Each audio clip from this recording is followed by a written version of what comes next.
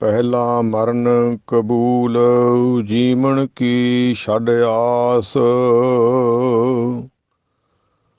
हो सबना की रेणुका तो आओ हमारे पास। धन वाहे गुरु साहिब जी। ਧੰਨ ਵਾਹਿਗੁਰੂ ਸਾਹਿਬ ਜੀ। ਜੁਗੋ ਜੁਗ ਟਲ ਪ੍ਰਗਟ ਗੁਰਾਂ ਦੀ ਦੇਹ। ਧੰਨ ਧੰਨ ਸਾਹਿਬ ਸ੍ਰੀ ਗੁਰੂ ਗ੍ਰੰਥ ਸਾਹਿਬ ਜੀ ਦੀ ਪਾਰ ਕਿਰਪਾ ਹੋਈ ਹੈ। ਗੁਰੂ ਕੀ ਸਾਜੀ ਨਵਾਜੀ ਗੁਰੂ ਰੂਪ ਸਾਧ ਸੰਗਤ ਜੀ ਹਾਜ਼ਰੀ ਲਵਾਈਏ ਬੁਲਾਈਏ ਪ੍ਰੇਮ ਸਹਿਤ ਫਤਿਹ। ਵਾਹਿਗੁਰੂ ਜੀ ਕਾ ਖਾਲਸਾ ਵਾਹਿਗੁਰੂ ਜੀ ਕੀ ਫਤਿਹ।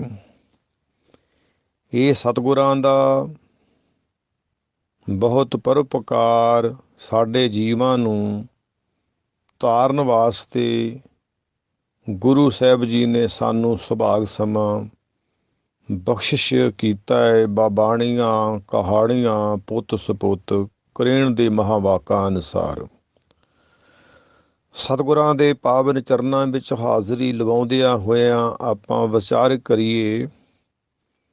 ਪਾਤਸ਼ਾਹ ਜੀ ਦੇ ਪਾਵਨ ਬਚਨ ਆਪਾਂ ਬੰਦਨਾ ਦੇ ਰੂਪ ਵਿੱਚ ਪੜ੍ਹਿਆ। ਪਾਤਸ਼ਾਹ ਜੀ ਦੇ ਬਚਨ ਹਨ, ਪਹਿਲਾ ਮਰਨ ਕਬੂਲ ਜੀਵਨ ਕੀ ਛੜ ਆਸ।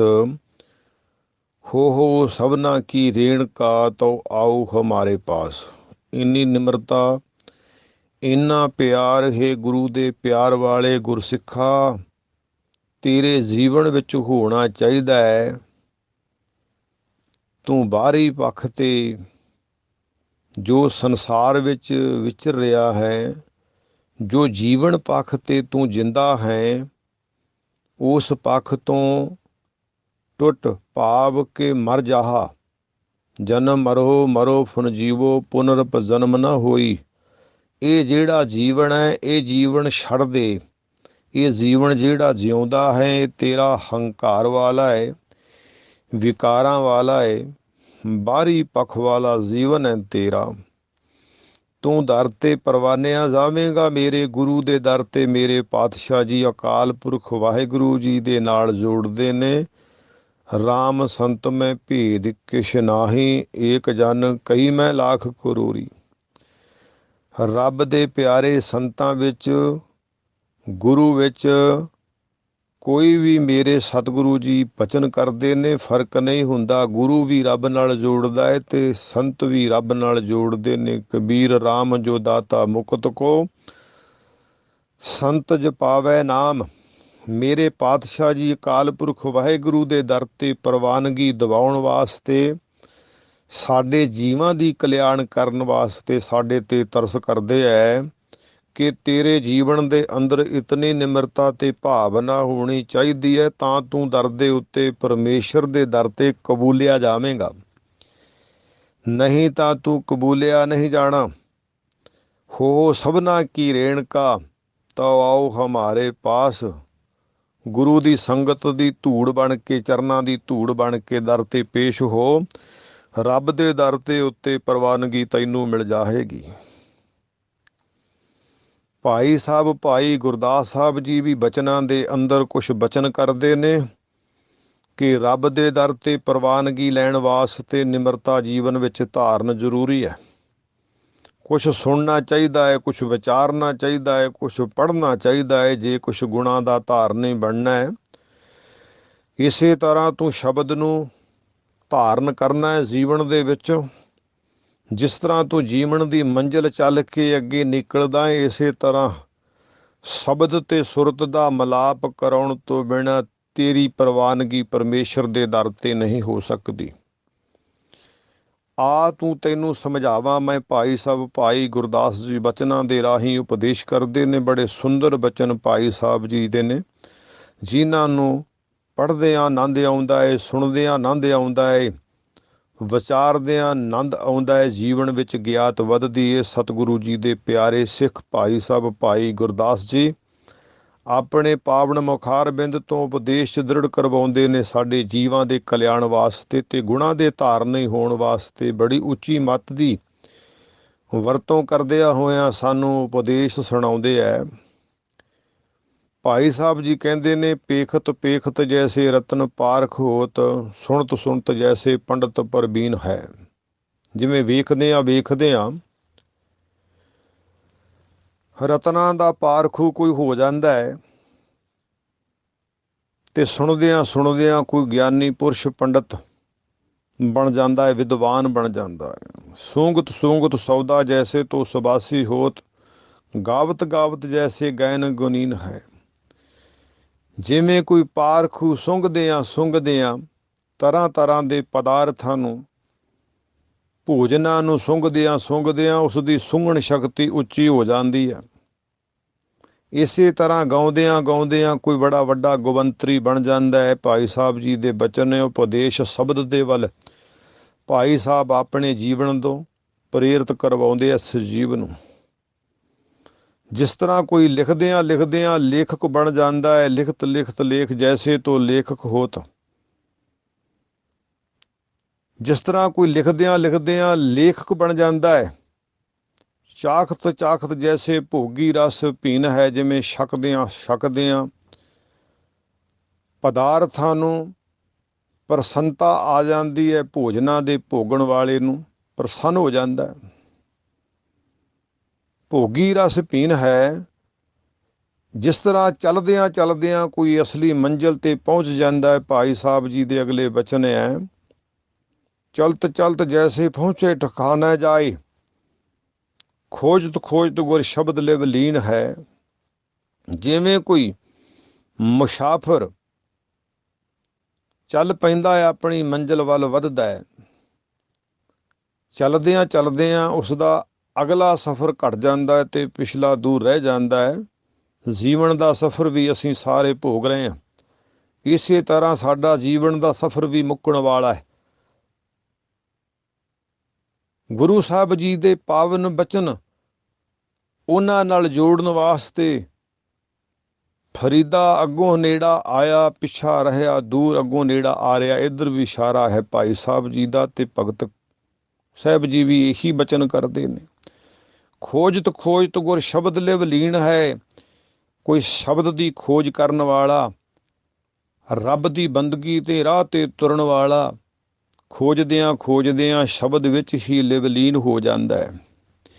ਇਸੇ ਤਰ੍ਹਾਂ ਗੁਰੂ ਦੇ ਦਰ ਤੇ ਪਹੁੰਚਣ ਵਾਸਤੇ ਹੋ ਸਭਨਾ ਕੀ ਰੇਣਕਾ ਤਉ ਆਓ ਹਮਾਰੇ ਪਾਸ। ਗੁਰੂ ਸ਼ਬਦ ਨੂੰ ਦ੍ਰਿੜ ਕਰਨਾ ਹੈ ਕਿ ਸਾਡੇ ਜੀਵਨ ਦੇ ਅੰਦਰ ਅਸੀਂ ਕਿਵੇਂ ਗੁਰੂ ਦੀ ਸੰਗਤ ਵਿੱਚ ਜਾ ਕੇ ਗੁਰੂ ਸੰਗਤ ਦੀ ਚਰਨਾਂ ਦੀ ਧੂੜ ਬਣ ਕੇ ਬੈਠਣਾ ਹੈ। ਕਿਤਨਾ ਕੁ ਸਾਡੇ ਵਿੱਚ ਨਿਮਾਣਾਪਣ ਹੋਵੇ, ਸਾਡੇ ਅੰਦਰ ਕਾਮ ਨਾ ਕਸਾਉਂਦਾ ਹੋਵੇ, ਸਾਨੂੰ ਕ੍ਰੋਧ ਨਾ ਕਿਸੇ ਵੱਲ ਵੇਖ ਕੇ ਆਉਂਦਾ ਹੋਵੇ, ਸਾਨੂੰ ਲੋਭ ਤੇ ਮੋਹ ਹੰਕਾਰ ਵੀ ਨਾ ਸਤਾਉਂਦੇ ਹੋਣ। ਅਸੀਂ ਪ੍ਰਭੂ ਭਗਤੀ ਵਿੱਚ ਇਸ ਤਰ੍ਹਾਂ ਲੀਨ ਹੋ ਜਾਈਏ ਜਿਵੇਂ ਗੁਰਮੁਖਾਂ ਦੇ ਚਰਨਾਂ ਦੀ ਧੂੜ ਟਿਕ ਜਾਂਦੀ ਹੈ। ਚਰਨਾਂ ਤੇ ਆਣ ਕੇ ਉੱਡਦੀ ਧੂੜ ਪੈਰਾਂ ਤੇ ਜਿੱਥੇ ਪੈ ਜਾਏ, ਧੂੜ ਦਾ ਸੁਭਾਅ ਜਿੱਥੇ ਪੈ ਜਾਂਦੀ ਉਥੋਂ ਉੱਠਦੀ ਨਹੀਂ, ਉਹ ਜੰਮ ਜਾਂਦੀ ਹੈ। ਮੇਰੇ ਸਤਿਗੁਰੂ ਜੀ ਦੇ ਪਿਆਰੇ ਸਿੱਖ ਭਾਈ ਸਾਹਿਬ, ਭਾਈ ਗੁਰਦਾਸ ਸਾਹਿਬ ਜੀ ਕਹਿੰਦੇ ਨੇ, ਖੋਜਤ ਗੁਰ ਸ਼ਬਦ ਲਿਵ ਲੀਨ ਹੈ। ਫਿਰ ਸਾਰੇ ਗੁਣ ਲਿਵ ਲੀਨਤਾ ਦੇ ਵਿੱਚ ਹੋ ਕੇ ਆ ਜਾਂਦੇ ਨੇ ਜੀਵਨ ਦੇ ਅੰਦਰ। ਪਰ ਪਾਤਸ਼ਾਹ ਜੀ ਦੇ ਪਾਵਨ ਬਚਨ ਨੇ, ਦਰਮਾਦੇ ਠਾਢੇ ਦਰਬਾਰ, ਮੈਂ ਤੇਰੇ ਦਰ ਦੇ ਅੱਗੇ ਇੱਕ ਭਿਖਾਰੀ ਬਣ ਕੇ ਖਲੋਤਾ ਹਾਂ। ਮੇਰੇ ਪਾਤਸ਼ਾਹ ਜੀ ਦੇ ਬਚਨ ਹਨ, ਤੁਝ ਬਿਨ ਸੁਰਤ ਕਰੇ ਕੋ ਮੇਰੀ ਦਰਸ਼ਨ ਦੀਜੈ ਖੋਲ ਇੱਕ ਵਾਰ। ਪਾਤਸ਼ਾਹ, ਮੇਰੇ ਵਾਸਤੇ ਹੋਰ ਕੋਈ ਦੁਨੀਆ ਦੇ ਅੰਦਰ ਹੈ ਨਹੀਂ। ਮੈਂ ਨਿਮਾੜਾ ਹਾਂ, ਮੈਂ ਨਥਾਵਾ ਹਾਂ, ਮੇਰਾ ਘਰ ਨਹੀਂ ਹੈ, ਕੋਈ ਮੇਰਾ ਬਾਹਰ ਨਹੀਂ। ਮੇਰੇ ਵਾਸਤੇ ਕੋਈ ਘਰ ਦਾ ਦਰਵਾਜ਼ਾ ਖੋਲ ਕੇ ਮੈਨੂੰ ਅੰਦਰ ਵਾੜਨ ਵਾਸਤੇ ਤਿਆਰ ਨਹੀਂ। ਸਤਿਗੁਰੂ ਜੀ, ਮੈਂ ਆਪ ਜੀ ਦੇ ਦਰ ਦੇ ਉੱਤੇ ਖਲੋਤਾ ਹਾਂ, ਦਰਵਾਜ਼ਾ ਖੋਲੋ। ਪਾਤਸ਼ਾਹ ਜੀ, ਮੈਨੂੰ ਦਰਸ਼ਨ ਦਿਓ ਆਪਣੇ ਦਰ ਦੇ ਕਵਾੜ ਖੋਲ ਕੇ। तुम धन धनी उदार त्यागी, सरवन सुनियत सो जस तुमार। तुम धन धनी उदार त्यागी, सरवनन सुनियत सो जस तुमार। ऐसे बचन सतगुरु जी ਦੇ ਪਾਵਨ ਬਚਨਾਂ ਵਿੱਚੋਂ ਸਾਨੂੰ ਸੁਣਾਈ ਦਿੰਦੇ ਨੇ। ਪਾਤਸ਼ਾਹ ਤੂੰ ਬੜਾ ਉਦਾਰ ਚਿੱਤ ਹੈ, ਬੜਾ ਖੁੱਲੇ ਸੁਭਾਅ ਦਾ ਮਾਲਕ ਹੈ। ਸਤਿਗੁਰੂ ਜੀ ਤੂੰ ਤਿਆਗੀ ਵੀ ਹੈ। ਤੇਰੀ ਵਡਿਆਈ ਅਸੀਂ ਸਰਵਣਾ ਦੇ ਨਾਲ ਸੁਣੀ ਹੈ, ਤੇਰਾ ਜਸ ਅਸੀਂ ਸੁਣਿਆ ਹੈ। ਪਾਤਸ਼ਾਹ ਜੀ ਤੂੰ ਸਾਡੇ ਵਾਸਤੇ ਸੋਹਣਾ ਉਪਦੇਸ਼ ਦ੍ਰਿੜ ਕਰਵਾਉਣਾ ਹੈ ਸਾਨੂੰ। ਪਾਤਸ਼ਾਹ ਜੀ ਸਾਡੇ ਜੀਵਨ ਨੂੰ ਬਦਲਣ ਵਾਸਤੇ ਸਾਨੂੰ ਦਰਸ਼ਨ ਦੇ ਦੇ। ਇਹਨਾਂ ਨੇਤਰਾਂ ਨੇ ਬਹੁਤ ਕੁਛ ਸੰਸਾਰ ਦੇ ਵਿੱਚ ਵੇਖਿਆ ਹੀ, ਇਹਨਾਂ ਨੇ ਅੱਜ ਤੱਕ ਵਾਹਿਗੁਰੂ ਜੀ ਆਪ ਜੀ ਦੇ ਦੀਦਾਰ ਨਹੀਂ ਕੀਤੇ।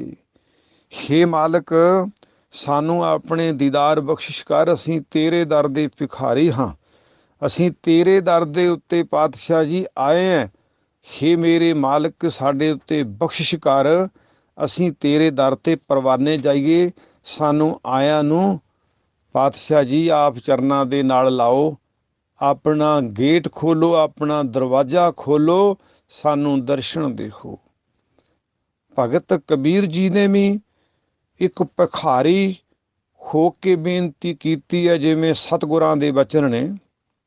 ਹੇ ਮਾਲਕ ਇਹ ਬਚਨ ਤੇਰੇ ਅਸੀਂ ਤੈਨੂੰ ਸੁਣਾ ਕੇ ਤੇਰੀ ਵਡਿਆਈ ਕਰਦੇ ਹਾਂ। ਪਾਤਸ਼ਾਹ ਬਚਨ ਕਰਦੇ ਨੇ ਭਗਤ ਕਬੀਰ ਜੀ ਅੱਗੇ, ਮੰਗੋ ਕਾਹੇ ਰੰਕ ਸਭ ਦੇਖੋ ਤੁਮ ਹੀ ਤੇ ਮੇਰੋ ਨਿਸਤਾਰ। ਜੈ ਦਿਓ ਨਾਮਾ ਬਿਪ ਸਦਾਮਾ, ਤਿੰਨ ਕੋ ਕਿਰਪਾ ਪਈ ਹੈ ਅਪਾਰ। ਆਪਾਂ ਥੋੜੀ ਜੀ ਬਾਹਰੀ ਗੱਲ ਕਰ ਲਈਏ। ਜਿਸ ਤਰ੍ਹਾਂ ਇੱਕ ਕੋਈ ਬਿਜ਼ਨਸ ਕਰਦਾ ਹੈ, ਉਹਨੂੰ ਵੇਖ ਕੇ ਦੂਸਰਾ ਕਰਦਾ ਹੈ। ਕੋਈ ਕੰਮ ਕਰਦਾ, ਉਹਨੂੰ ਵੇਖ ਕੇ ਉਹਦੇ ਨਾਲ ਹੋਰ ਵੀ ਕਈ ਦੁਕਾਨਾਂ ਬਾਜ਼ਾਰ ਵਿੱਚ ਖੁੱਲ ਜਾਂਦੀਆਂ।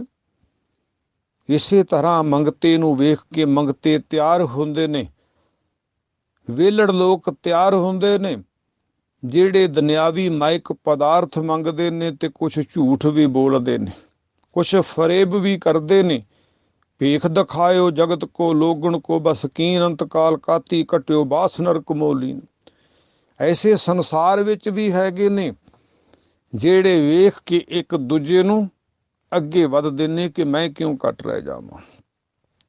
ਹੁਣ ਇੱਥੇ ਭਗਤ ਜੀ ਬਚਨ ਕਰਦੇ ਨੇ, ਦਰਮਾਦੇ ਠਾਡੇ ਦਰਬਾਰ, ਮੈਂ ਮੰਗਤਾ ਬਣ ਕੇ ਤੇਰੇ ਦਰ ਦੇ ਉੱਤੇ ਪੇਸ਼ ਹੋਇਆ। ਹੁਣ ਦਰਸ਼ਨ ਦੇ ਮੈਨੂੰ, ਕਵਾੜ ਖੋਲ ਕੇ ਮੈਂ ਤੇਰੇ ਤੋਂ ਮੰਗਣ ਵਾਸਤੇ ਕੁਛ ਆਇਆ। ਮੈਂ ਭਿਖਾਰੀ ਬਣ ਕੇ ਆਇਆ। ਅਸੀਂ ਕਿਸੇ ਨੂੰ ਫਕੀਰ ਕਹਿੰਦੇ ਹਾਂ, ਕਿਸੇ ਨੂੰ ਮੰਗਤਾ ਕਹਿੰਦੇ ਹਾਂ। ਮੰਗਤੇ ਤੇ ਫਕੀਰ ਵਿੱਚ ਬਸ ਫਰਕ ਇੰਨਾ ਹੈ, ਜਿਹੜਾ ਫਕੀਰ ਹੈ ਉਹ ਰੱਬ ਦੀ ਫਕੀਰੀ ਵਿੱਚ, ਬੰਦਗੀ ਵਿੱਚ ਰੱਬ ਤੋਂ ਰੱਬ ਦੀ ਵਡਿਆਈ ਮੰਗਦਾ ਹੈ, ਪਰਮੇਸ਼ਰ ਤੋਂ ਪਰਮੇਸ਼ਰ ਵਰਗੇ ਗੁਣ ਮੰਗਦਾ ਹੈ, ਪਰਮੇਸ਼ਰ ਤੋਂ ਰੱਬ ਵਰਗਾ, ਪਰਮੇਸ਼ਰ ਵਰਗਾ ਸੁਭਾਅ ਮੰਗਦਾ ਹੈ। ਤੇ ਜਿਹੜਾ ਸੰਸਾਰੀ ਭਿਖਾਰੀ ਉਹ ਮਾਇਕ ਪਦਾਰਥਾਂ ਦੀ ਦੌੜ ਵਿੱਚ ਆ, ਉਹ ਕੁਛ ਮੰਗਦਾ ਜਿਹੜਾ ਸਭ ਕੁਛ ਬਿਨਸ ਜਾਣ ਵਾਲਾ ਹੈ। ਤੇ ਜਿਹੜੇ ਰੱਬ ਦੇ ਸਾਧੂ ਨੇ, ਭਗਤ ਨੇ, ਫਕੀਰ ਨੇ, ਉਹ ਰੱਬ ਤੋਂ ਦਾਤਾਂ ਮੰਗਦੇ ਨੇ ਜਿਹੜੀਆਂ ਕਦੇ ਨਾਸ ਨਹੀਂ ਹੁੰਦੀਆਂ, ਜਿਹੜੀਆਂ ਸਦਾ ਜੀਵਨ ਨੂੰ ਸੋਹਣਾ ਬਣਾਉਂਦੀਆਂ ਨੇ। ਨਾਨਕ ਭਗਤਾਂ ਸਦਾ ਵਿਗਾਸ, ਸੁਣਿਆ ਦੁੱਖ ਪਾਪ ਕਾ ਨਾਸ। ਉਹ ਰੱਬ ਦੀ ਵਡਿਆਈ ਸੁਣਨ ਨੂੰ ਮੰਗਦੇ ਨੇ, ਉਹ ਰੱਬ ਦੀ ਵਡਿਆਈ ਹਿਰਦੇ ਵਿੱਚ ਵਸਾਉਣ ਵਾਸਤੇ ਮੰਗਦੇ ਨੇ। ਉਹ ਰੱਬ ਤੋਂ ਵਿਵੇਕ ਬੁੱਧ, ਉੱਚੀ ਮੱਤ ਦੀ ਦਾਤ ਮੰਗਦੇ ਐ। ਭਗਤ ਕਬੀਰ ਜੀ ਆਖਦੇ ਨੇ, ਦਰਵਾਜ਼ਾ ਖੋਲ ਮੇਰੇ ਸਾਈਆਂ, ਮੈਂ ਤੇਰੇ ਦਰ ਦੇ ਉੱਤੇ ਇੱਕ ਭਿਖਾਰੀ ਬਣ ਕੇ ਆਇਆ ਤੇਰੇ ਦਰਸ਼ਨਾਂ ਦੇ ਵਾਸਤੇ। ਭਗਤ ਜੀ ਅੱਗੇ ਬਚਨ ਕਰਦੇ ਨੇ, ਮੰਗੋ ਕਾਹੇ ਰੰਕ ਸਭ ਦੇਖੋ ਤੁਮ ਹੀ ਤੇ ਮੇਰੋ ਨਿਸਤਾਰ। ਜੈ ਦਿਓ ਨਾਮਾ ਬਿਪ ਸਦਾਮਾ, ਤਿਨ ਕੋ ਕਿਰਪਾ ਪਈ ਹੈ ਅਪਾਰ। ਕਹਿ ਕਬੀਰ ਤੁਮ ਸਮਰੱਥ ਦਾਤੇ, ਚਾਰ ਪਦਾਰਥ ਦੇਤ ਨਾ ਬਾਰ। ਰੱਬ ਦੇ ਦਰ ਦੇ ਉੱਤੇ ਮੰਗਤਾ ਬਣ ਕੇ ਫਰਿਆਦ ਖੋਲਦਾ, ਮੂੰਹ ਵਿੱਚੋਂ ਫਰਿਆਦਾਂ ਖੋਲ ਰਿਹਾ ਹੈ, ਭਾਵ ਕੇ ਬੋਲ ਰਿਹਾ ਹੈ। ਆਖ ਰਿਹਾ ਹੈ, ਮਾਲਕ ਆਪਣੇ ਇਸ ਦਰਵਾਜ਼ੇ ਨੂੰ ਖੋਲ ਦੇ। ਮੈਂ ਸੁਣਿਆ ਹੈ ਤੂੰ ਬੜਾ ਦਾਰ ਖੁੱਲੇ ਸੁਭਾਅ ਦਾ ਮਾਲਕ ਹੈ, मैं किसी कोलों ये चीज़ां नहीं मंग सकदा, मैं तेरे कोलों मंग सकदा है। हे वाहिगुरू तू ही मैनू दे सकदा है सत संतोख दया धर्म। नाम बंदगी दाता गुरु दा सिख, गुरु दा भगत, गुरु दा संत। गुरु दे दर दा कूकर ਇਹੋ कुछ मंगदा है, गुरु दे दर ਤੋਂ ਉਹ ਸੰਸਾਰ ਦੇ ਲੋਕਾਂ ਕੋਲੋਂ ਨਹੀਂ ਮੰਗਦਾ। ਤਾਂ ਹੀ ਤਾਂ ਅਸੀਂ ਕਈਆਂ ਸਿੱਖਾਂ ਦੇ ਮੁਖੜੇ ਤੋਂ ਬਚਨ ਸੁਣਦੇ ਹਾਂ ਕਿ ਸਿੱਖ ਭਿਖਾਰੀ ਨਹੀਂ, ਸਿੱਖ ਮੰਗਤਾ ਨਹੀਂ, ਮੰਗਤਾ ਹੈ ਤੇ ਰੱਬ ਦੇ ਦਰ ਦਾ। ਉਹ ਸੰਸਾਰ ਦਾ ਸਿੱਖ ਮੰਗਤਾ ਨਹੀਂ ਹੈਗਾ। ਮੇਰੇ ਸਤਿਗੁਰੂ ਜੀ ਦੇ ਪਿਆਰ ਵਾਲੇ ਗੁਰਮੁਖ ਪਿਆਰਿਓ, ਇਹਨਾਂ ਸ਼ਬਦਾਂ ਦੇ ਵਿੱਚੋਂ ਭਗਤ ਕਬੀਰ ਜੀ ਆਖਦੇ ਨੇ, ਮੰਗੋ ਕਾਹੇ ਰੰਕ ਸਭ ਦੇਖੂੰ। ਤੇਰੇ ਦਰ ਤੋਂ ਹਟ ਕੇ ਸਾਰੇ ਮੈਨੂੰ ਕੰਗਾਲ ਦਿਸਦੇ ਨੇ, ਕੰਗਾਲ ਨਜ਼ਰ ਆਉਂਦੇ ਨੇ। ਮੈਂ ਆਪ ਕੰਗਾਲ ਹਾਂ ਤੇ ਕੰਗਾਲਾਂ ਤੋਂ ਮੰਗ ਕੇ ਮੇਰੀ ਕੰਗਾਲੀ ਦੂਰ ਨਹੀਂ ਹੋ ਸਕਦੀ। ਤੂੰ ਬਾਦਸ਼ਾਹ ਦਾ ਬਾਦਸ਼ਾਹ ਹੈ, ਤੂੰ ਪਾਤਸ਼ਾਹਾਂ ਦਾ ਪਾਤਸ਼ਾਹ ਹੈ, ਤੂੰ ਰਾਜਿਆਂ ਦਾ ਮਹਾਰਾਜਾ ਹੈ।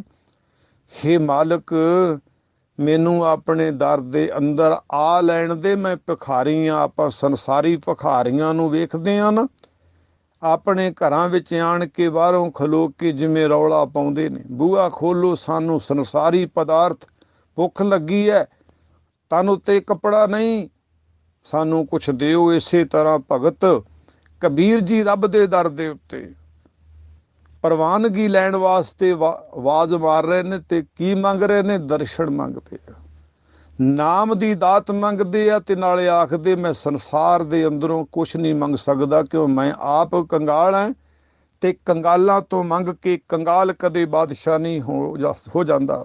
हे ਮਾਲਕ ਮੇਰੇ ਤੇ ਕਿਰਪਾ ਕਰ। ਜੈ ਦੇਵ ਨਾਮਦੇਵ ਵਰਗਿਆਂ ਨੂੰ, ਸਦਾਮੇ ਵਰਗਿਆਂ ਨੂੰ ਪ੍ਰਵਾਨਗੀ ਦੇ ਦਿੱਤੀ, ਉਹ ਆਪਣੇ ਦਰ ਦੇ ਉੱਤੇ ਪ੍ਰਵਾਨਗੀ ਦੇ ਦਿੱਤੀ। ਉਹ ਮੈਂ ਵੀ ਉਹਨਾਂ ਤੋਂ ਸੁਣ ਕੇ ਆਇਆ, ਜਿਵੇਂ ਭਿਖਾਰੀ ਨੂੰ ਵੇਖ ਕੇ ਭਿਖਾਰੀ ਪੈਦਾ ਹੁੰਦੇ ਨੇ, ਬਿਜ਼ਨਸਮੈਨ ਨੂੰ ਵੇਖ ਕੇ ਬਿਜ਼ਨਸਮੈਨ ਪੈਦਾ ਹੁੰਦੇ ਨੇ, ਇਸ ਤਰ੍ਹਾਂ ਭਗਤਾਂ ਨੂੰ ਵੇਖ ਕੇ, ਗੁਰਸਿੱਖਾਂ ਨੂੰ ਵੇਖ ਕੇ, ਸੰਤਾਂ ਮਹਾਂਪੁਰਸ਼ਾਂ ਨੂੰ ਵੇਖ ਕੇ ਰੱਬ ਦੇ ਪਿਆਰ ਵਾਲੇ ਵੀ ਪੈਦਾ ਹੁੰਦੇ ਨੇ ਤੇ ਉਹ ਰੱਬ ਦੇ ਦਰ ਤੇ ਪ੍ਰਵਾਨਗੀ ਲੈਣ ਵਾਸਤੇ ਆਂਦੇ। ਅਸੀਂ ਭਿਖਾਰੀ ਹਾਂ, ਦਰਸ਼ਨ ਦੇ ਸਾਨੂੰ ਦਰਵਾਜ਼ਾ ਖੋਲ ਕੇ ਮਾਲਕ। ਜੈ ਦਿਓ ਨਾਮਾ ਬਿਪ ਸਦਾਮਾ ਤਿਨ ਕੋ ਕਿਰਪਾ ਪਈ ਹੈ, ਪਾਰ ਆਪ ਜੀ ਦੀ ਪਾਰ ਕਿਰਪਾ ਇਹਨਾਂ ਗਰੀਬੜਿਆਂ ਤੇ ਹੋਈ ਹੈ। ਪਾਤਸ਼ਾਹ ਜੀ ਮੇਰੇ ਤੇ ਵੀ ਉਹ ਕਿਰਪਾ ਕਰ ਦਿਓ। ਕਹੇ ਕਬੀਰ ਤੁਮ ਸਮਰੱਥ ਦਾਤੇ, ਚਾਰ ਪਦਾਰਥ ਦੇਤ ਨਾ ਬਾਹਰ। ਅੰਦਰੋਂ ਤੇ ਬਾਹਰੋਂ ਨਿਹਾਲ ਕਰ ਦੇਣ ਵਾਲੇ ਜੇ ਸਤਿਗੁਰੂ ਜੀ, ਮੋਖ ਮੁਕਸ਼ ਪਦਾਰਥਾਂ ਦੀ ਦਾਤਾਂ ਬਖਸ਼ਿਸ਼ ਕਰਕੇ ਫਿਰ ਬੰਦਗੀ ਦੀ ਦਾਤ ਬਖਸ਼ਦੇ ਹੋ। ਮੈਨੂੰ ਵੀ ਸਾਰਾ ਕੁਛ ਇਹੋ ਚਾਹੀਦਾ ਹੈ ਦਾਤਾ, ਮੈਂ ਆਪ ਜੀ ਦੇ ਦਰ ਤੇ ਪ੍ਰਵਾਨਗੀ ਲੈਣੀ ਚਾਹੁੰਦਾ। ਆਓ ਆਪਾਂ ਵੀ ਵਿਚਾਰ ਕਰੀਏ, ਰੱਬ ਦੇ ਦਰ ਦੇ ਭਿਖਾਰੀ ਕਿਵੇਂ ਬਣ ਸਕਦੇ ਹਾਂ, ਕਿਵੇਂ ਪ੍ਰਵਾਨਗੀ ਲੈ ਸਕਦੇ ਹਾਂ। ਗੁਰੂ ਕਿਰਪਾ ਕਰੇ ਸਾਨੂੰ ਮੰਗਣ ਦੀ ਜਾਚ ਆ ਜਾਵੇ। ਦਾਤਾ ਸਭ ਕੁਛ ਆਪਣੇ ਹੱਥ ਦੀ ਤਲੀ ਦੇ ਉੱਤੇ ਰੱਖ ਕੇ ਬੈਠਾ ਹੈ। ਸਭ ਨਿਦਾਨ 10 ਅਸ਼ਟ ਸੁਦਾਨ ਠਾਕੁਰ ਕਰ ਤਲ ਤਰਿਆ। ਸਾਰਾ ਕੁਛ ਮੇਰੇ ਦਾਤੇ ਕੋਲ ਹੈ। ਦੱਦਾ ਦਾਤਾ ਏਕ ਹੈ, ਸਭ ਕੋ ਦੇਵਨਹਾਰ। ਦਿੰਦਾ ਟੋਟ ਨਾ ਆਵੇ, ਅਗਣਤ ਭਰੇ ਭੰਡਾਰ। ਸਖੀ ਦੇਹ ਸੰਤੋਖੀ ਖਾਏ, ਕਹੋ ਨਾਨਕ ਦਰ ਦੀਦਾਰ ਸਮਾਏ। ਆਓ ਉਸ ਸਖੀ ਕੋਲੋਂ ਮੰਗ ਕੇ ਆਪਾਂ ਸੰਤੋਖ ਦੇ ਧਾਰਨੇ ਹੋਈਏ, ਗੁਰੂ ਦੇ ਦਰ ਤੇ ਪਰਵਾਨੇ ਜਾਈਏ। ਆਪਾਂ ਭਿਖਾਰੀ ਕਿਵੇਂ ਬਣੀਏ? ਭਿਖਾਰੀ ਬਣਨ ਦੀ ਯੁਗਤੀ ਗੁਰੂ ਗ੍ਰੰਥ ਸਾਹਿਬ ਜੀ ਤੇ ਵਿੱਚੋਂ ਮਿਲਦੀ ਹੈ। ਤੇ ਕਿਹਦੇ ਭਿਖਾਰੀ ਬਣੀਏ? ਅਸੀਂ ਕਿਹਦੇ ਭਿਖਾਰੀ ਬਣੀਏ? ਆਓ ਗੁਰੂ ਗ੍ਰੰਥ ਸਾਹਿਬ ਜੀ ਦੇ ਪਾਵਨ ਚਰਨਾਂ ਦੇ ਨਾਲ ਹੋ ਸਭਨਾ ਕੀ ਰੇਣਕਾ ਤੋਂ ਆਓ ਹਮਾਰੇ ਪਾਸ। ਇੰਨੇ ਨਿਮਾਣੇ ਤੇ ਇੰਨੇ ਨਥਾਵੇਂ ਹੋ ਕੇ ਆਪਾਂ ਆਪ ਗਵਾ ਕੇ ਪ੍ਰਵਾਨਗੀ ਮੰਗੀਏ ਗੁਰੂ ਚਰਨਾਂ ਦੇ ਵਿੱਚੋਂ। ਗੁਰੂ ਸਭ ਕੁਛ ਦੇਣ ਵਾਲਾ ਹੈ, ਸਭ ਕੁਛ ਤਿਆਰ ਕਰਕੇ ਬੈਠਾ ਹੈ। ਆਵੋ ਸਿੱਖ ਸਤਿਗੁਰੂ ਕੇ ਪਿਆਰੇ ਹੋ, ਗਾਵੋ ਸੱਚੀ ਬਾਣੀ। ਆਵੋ ਸਿੱਖ ਸਤਿਗੁਰੂ ਕੇ ਪਿਆਰੇ ਹੋ, ਗਾਵੋ ਸੱਚੀ ਬਾਣੀ। ਗੁਰੂ ਕਿਰਪਾ ਕਰੇ, ਸਾਹਿਬ ਮਿਹਰ ਕਰੇ ਸਾਨੂੰ ਮੰਗਣ ਦੀ ਜਾਚ ਆ ਜਾਵੇ। ਅਸੀਂ ਭਿਖਾਰੀ ਬਣ ਕੇ ਉਸ ਰੱਬ ਤੋਂ ਉਹਦੇ ਦਰਸ਼ਨ ਮੰਗੀਏ, ਦੀਦਾਰ ਮੰਗੀਏ। ਗੁਰੂ ਆਵਾਜ਼ਾਂ ਮਾਰ ਰਿਹਾ ਹੈ। ਸਾਡੇ ਜੀਵਨ ਦੇ ਵਿੱਚ ਬਦਲਾਅ ਤਾਂ ਆਵੇਗਾ ਜੇ ਅਸੀਂ ਇੰਨੇ ਨਿਮਾਣੇ ਹੋ ਕੇ ਗੁਰੂ ਗ੍ਰੰਥ ਸਾਹਿਬ ਜੀ ਦੇ ਪਾਵਨ ਚਰਨਾਂ ਵਿੱਚ ਪੇਸ਼ ਹੋਵਾਂਗੇ। ਗੁਰੂ ਜ਼ਰੂਰ ਕਿਰਪਾ ਕਰੇਗਾ, ਪੂਰਨ ਭਰੋਸਾ ਹੈ। ਇੰਨੀਆਂ ਕੁ ਬੇਨਤੀਆਂ ਨੂੰ ਪ੍ਰਵਾਨ ਕਰਿਓ। ਬੇਅੰਤ ਭੁੱਲਾਂ ਦੀ ਮੁਆਫੀ। ਵਾਹਿਗੁਰੂ ਜੀ ਕਾ ਖਾਲਸਾ, ਵਾਹਿਗੁਰੂ ਜੀ ਕੀ ਫਤਿਹ।